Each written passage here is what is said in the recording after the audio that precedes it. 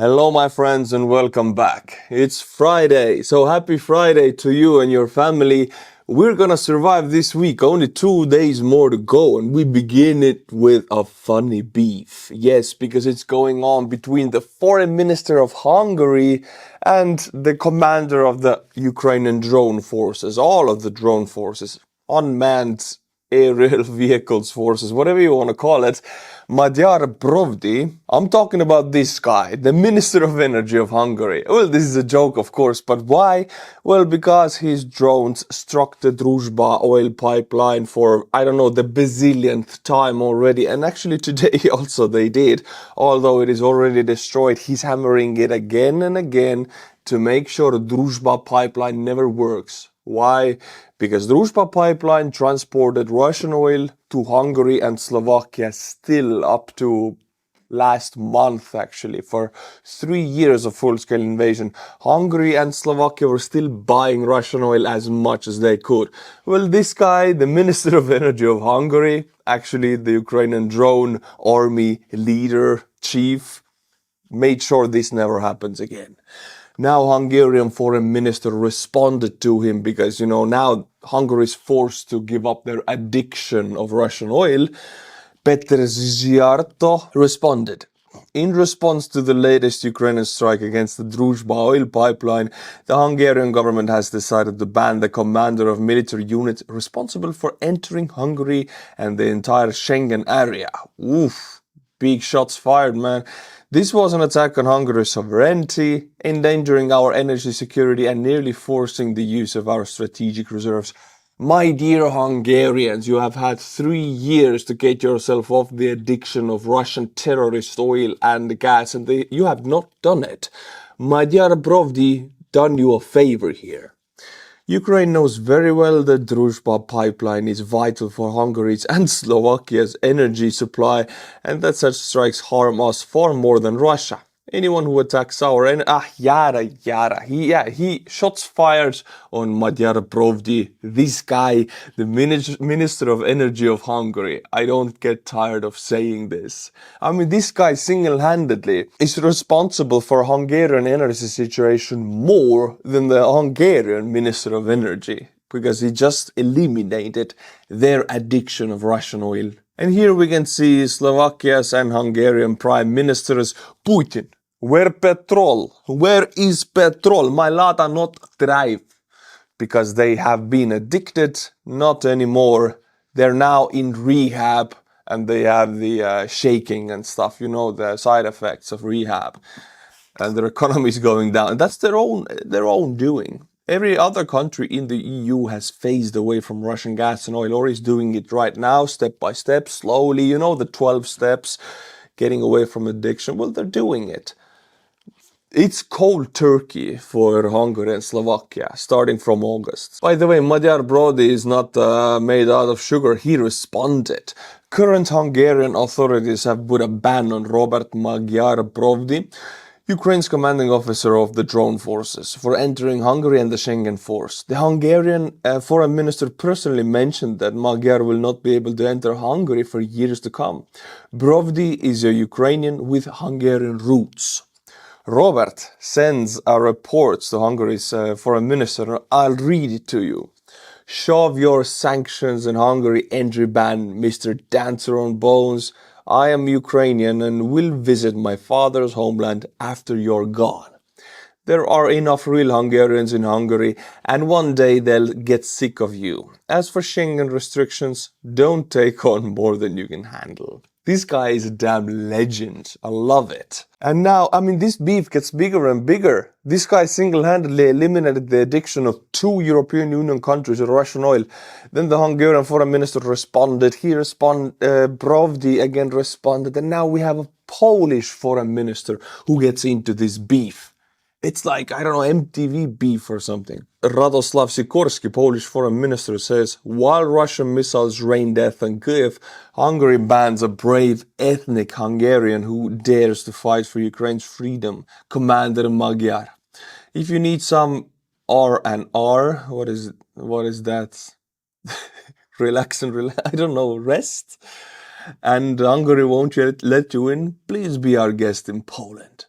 Very nice. I gotta give credits to Poland, man. Legendary. And to top it all off, this is not it.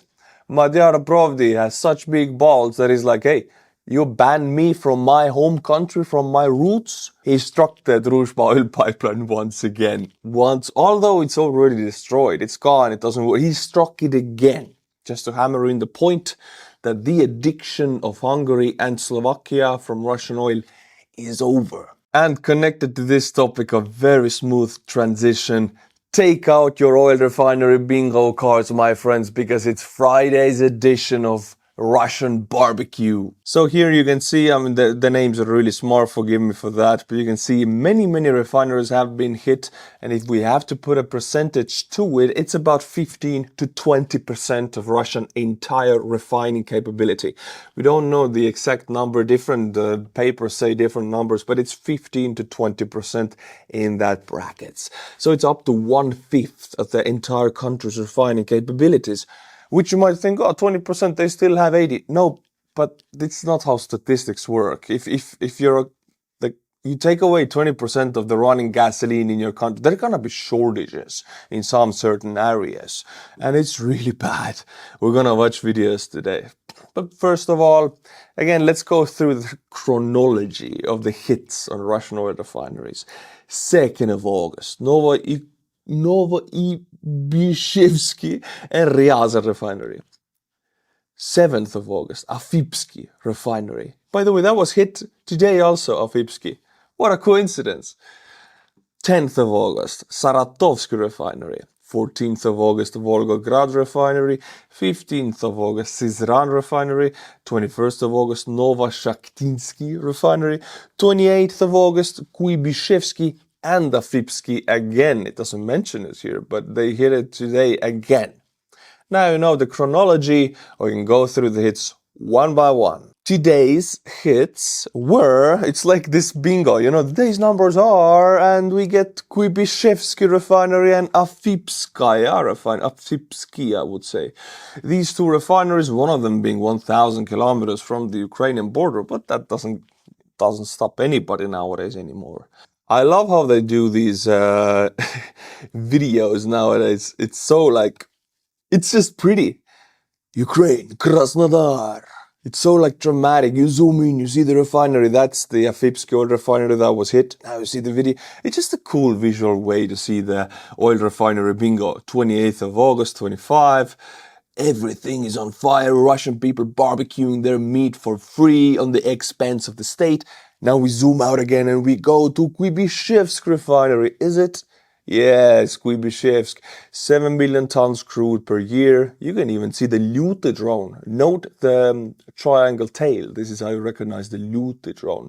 It's a long-range Ukrainian drone, most produced Ukrainian drone that flies over 1,000 kilometers and delivers the presents and makes barbecues for Russian people.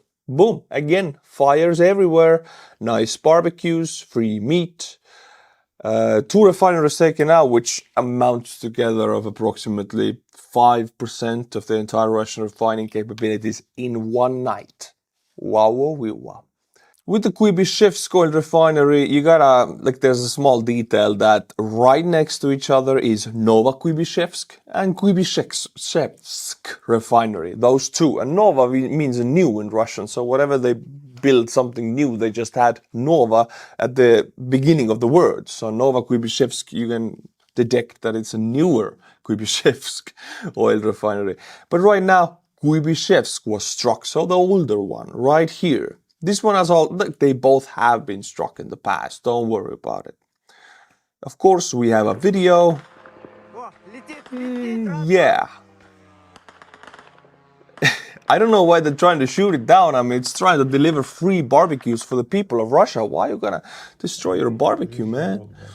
And we have many beautiful videos of different locations from this refinery territory burning. So, Ukraine is not sending 1 or 2 drones anymore like they used to in the 2024. Now they're sending 15, 20 drones to one refinery. Bam, bam, bam, bam.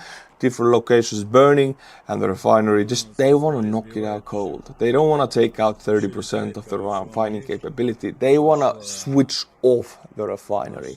They strike the distillery towers, the fuel tanks, and the piping areas because they are extremely difficult to repair.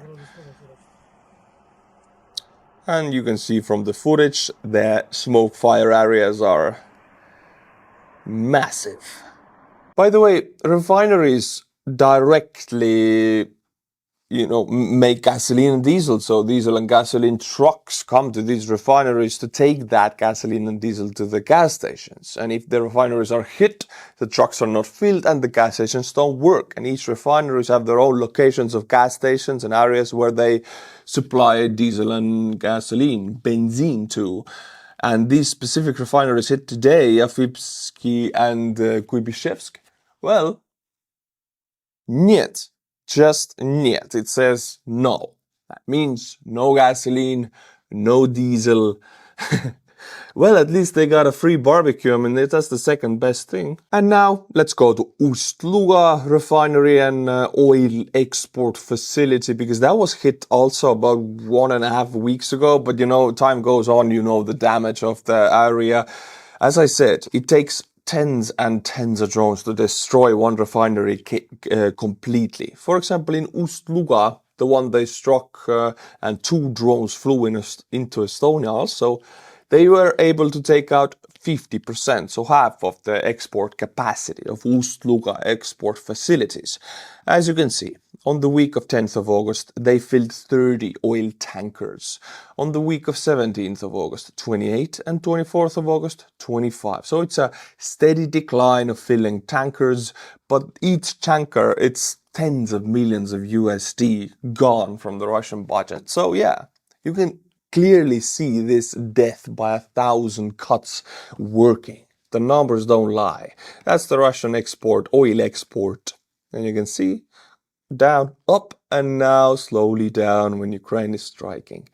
It works. You just gotta give it time. And Russia is a giant. Give it time to die. You thought this part is over? It's not over, my friends. We're gonna talk about oil and gas for the majority of today's video because so much was happening. A heavy explosion occurred at the oil pipeline between Ryazan and Moscow. The pipeline connects the refineries of Ryazan and Kapotnya in Moscow. Reportedly, the oil flow has been suspended. Both refineries have already been visited by Ukrainian drones in the past. And this pipeline is connected to the capital's gasoline and diesel consumption because it's a pipeline, right? And this is the closest oil refinery and oil depot to Moscow, which means they get the majority of their consumption from these facilities here. And if you damage this lifeline, boom, the capital is in need. So yeah, Ukraine knows where to hit, and the fastest way to make a change in Russia is to make St. Petersburg and Moscow suffer. By the way, it is not only Ukraine striking oil refineries and oil depots and pipelines, it is also the partisans. In August, something big changed. Yes, Ukrainian drones massively started focusing down on the refining capabilities. But again, Ukrainian SBU, I think, who is connected with the partisans all over occupied territories and in Russia, gave out the orders. I present to you the map of all of the Russian railway logistic attacks only in August. Some of them done by Ukrainian units directly with drones, some of them done by Ukrainian partisans, some of them done by Russian partisans. Look at that. Strike after strike deep inside Russia. I mean, all these in-depth strikes here, I think they're partisan work. They can be anything from burning down the relay, the electrical box that gives the trains signals. I'm sorry, my English is not working right now. So yeah, you can burn them down. You can strike directly at the locomotive, for example, in this specific one, overnight in Komi Republic. Partisans torched a Russian railway locomotive in the Syktyvkar depot. They smashed the window and threw in the Molotov cocktail. Very easy Molotov cocktail. Price is about, what, $10 in Russia altogether. And you just destroy this is, you gotta destroy this. Like, you cannot repair this. That's what I want to say. It's cheap, it's fast, it's efficient, and it hurts Russian railway logistics, really. And all of that strikes on refining capabilities and the railway logistics has brought us to the situation. Drum roll, there is no gas at the gas stations. This is occupied Donetsk. You can see 92, nothing. And the rest of them, super expensive. Let's watch the next one. What is it now? Berdyansk, right? 95, nothing. Two different types of 95, nothing. The rest, incredibly expensive. And now we get to Primorsky Krai and Khabarovsk Krai. And they're out of gas completely. And massive lines for the last gas that they have. So yeah, it is spreading like wildfire. It's crazy. Like the amounts of gas stations that don't have gasoline anymore, they have exploded in the last 2 weeks. There's such a big number of them now. And some of them, of course, want to make money because we cannot forget that Russia is a capitalist state. So like people trying to make money out of this situation. So they sell diluted gas. They buy up the gas and they sell it with massive prices and dilute it with water.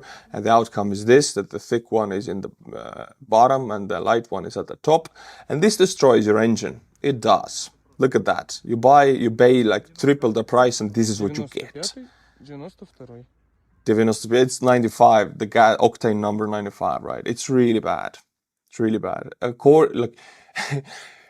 Just the fact that they don't have gasoline now, the engines will be destroyed of people who buy this gas. So it's just horrible. And just top of this topic, I guess Ukrainians have been striking too many oil and gas facilities because this Russian worker from the Typhoon military plant in Kaluga says, I'll read it to you. Ohols, please hit the Typhoon military plant in Kaluga. We haven't been paid salaries for 2 months now. So this is a Russian military plant worker in Kaluga saying, please hit our factory because they're not paying us.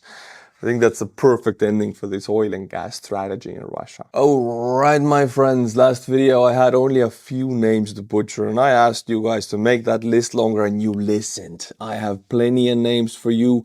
Are you ready for some ear bleeding? Please get your children away from the screens because I'm gonna butcher these names to oblivion and back. Teskottis Raven, Maria Varren. You're the ghost Warren, the one that the scary movies are about? Oscar Ramos, for the bazillionth time, welcome back, my friend. Anders Christian Andersen. Sir Anders Christian, son of Anders. I think that's how it works, right? Strange. Mikko L. Ma joon õlut hommikul, which in Estonian means I drink beer in the morning. So yeah, no, very nice. Adrian Green. Thank you to the list of these people. You really listened to what I asked and it's really nice. Let's keep it going. I want to make an even longer list for Monday. Sign up for Buy Me a Coffee. Now, my friends, a video that really... I don't really show these kind of videos anymore, but it moved me so much. Here is a Danish volunteer, a very young kid. He's 11. Imagine you're an 11-year-old kid. I remember when I was 11, I was playing Minecraft. I didn't give a damn about the world. Just playing Minecraft from morning to evening to get away from my life. This 11-year-old Dane, his name is Jens Fogh Thomsen, raised $8,000 for Ukrainian kids by selling his handmade Easter decorations. Like, to make $8,000 selling something you make by hands as an 11-year-old, when you want to play Minecraft, I mean, let's be honest, the truth here is you want to play video games, but you do this for Ukrainian children as such a young lad. So, what happened to this kid? Let's watch the video. Hi Jens. Happy to see you. That is surprise. Yeah, I'm happy to see you. Good to meet you. Yeah, so I'm here in Denmark today. I will have meetings with His Majesty and also with the Prime Minister of Denmark. But I wanted to using this opportunity to thank you, and I'm very thankful from all our people. First of all, from all our children. And you know it, and, they are under attacks, under Russian attacks, but they are trying to survive, and they survive because they love Ukraine, because they have friends. And you're a big friend of Ukraine. Thanks for these backpacks, yes, in English backpacks that you did, that you collect money and helped our Ukrainian children, from all our children. We're honored that we have such friends from Denmark. So we'll be happy to see you in Ukraine. I understood that it was a surprise for you, yeah? Good. It's not a bad surprise. Good. My congratulations, yes. That is for you. Thank you. And also a present. Okay, this just makes me smile so much. The vibe of this kid, man. You can see it. He's like a very sensitive kid who made a very good thing for Ukraine. Zelensky gives him everything and meets him, and like it's such a wonderful thing. But he also gives him an iPad. And nowadays you actually can play Minecraft on an iPad. It's possible now. I know kids do it, so he can actually play Minecraft now. So it all worked out in the end. But I'm so like this just moved me, so I wanted to share with you. So from this good, beautiful vibe, we travel to Russia. That's a transition.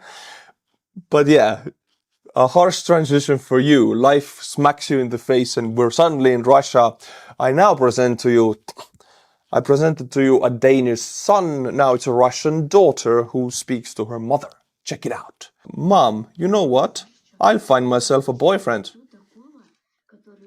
who go to the special military operation.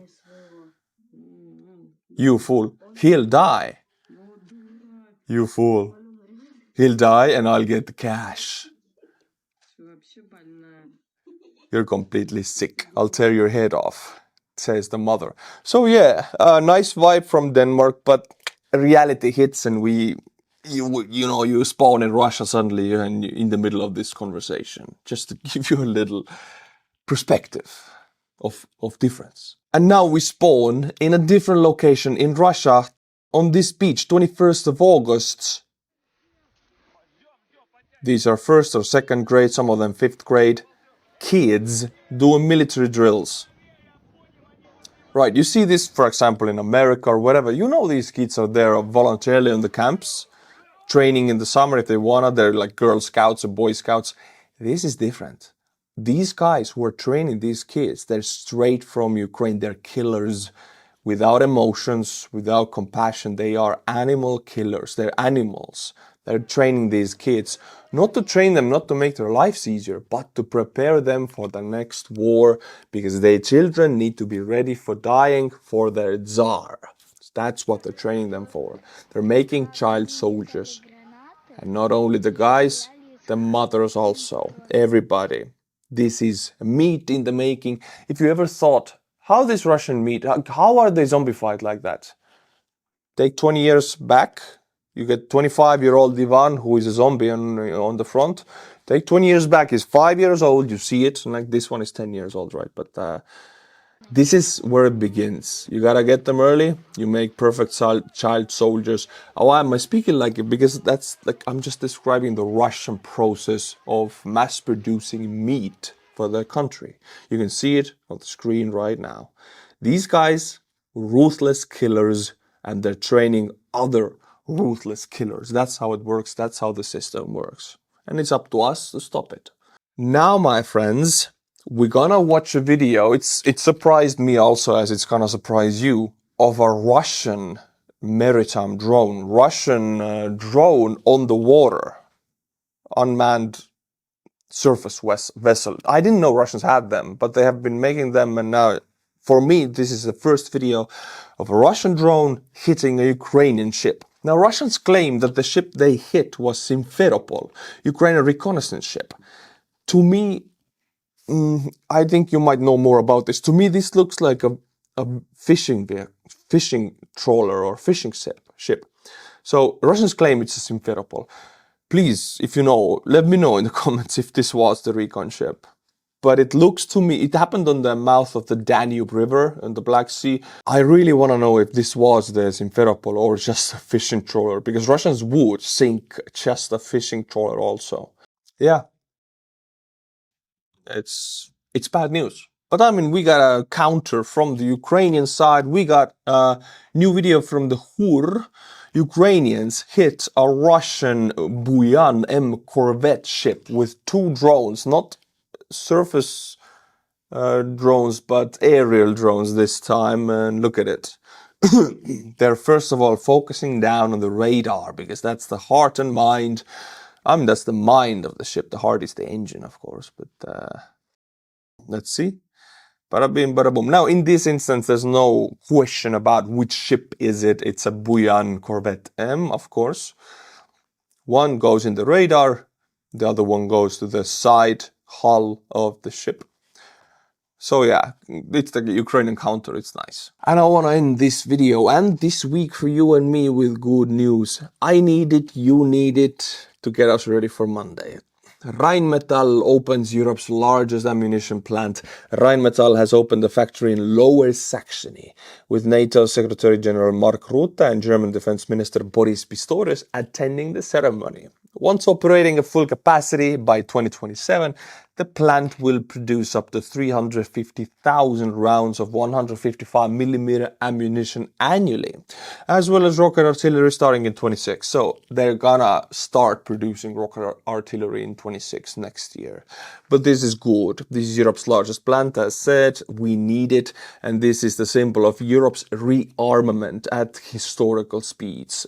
It's not like, oh, Europe is sleeping, everybody's saying that. No, Europe is rearming on massive scale right now. If anybody says Europe is sleeping and they're not putting money in defense, that's not the case. That was the case 3 years ago. Now, every country is puking money at defense. Look at the budgets, look at the percentages. It's crazy, and I'm glad to see that, honestly. They have finally woken up. This is big. Alright, my friends, I think it's a nice ending to our Friday's edition. I hope you enjoyed the Russian oil refinery bingo. I hope by Monday Ukrainians have given us new barbecues in Russia and I have something to present to you. Until then, become a monthly member and buy me a coffee, and I'll be butchering your name to the sun and back. And until Monday, my next video, as usual, Slava Ukraini, and bye-bye.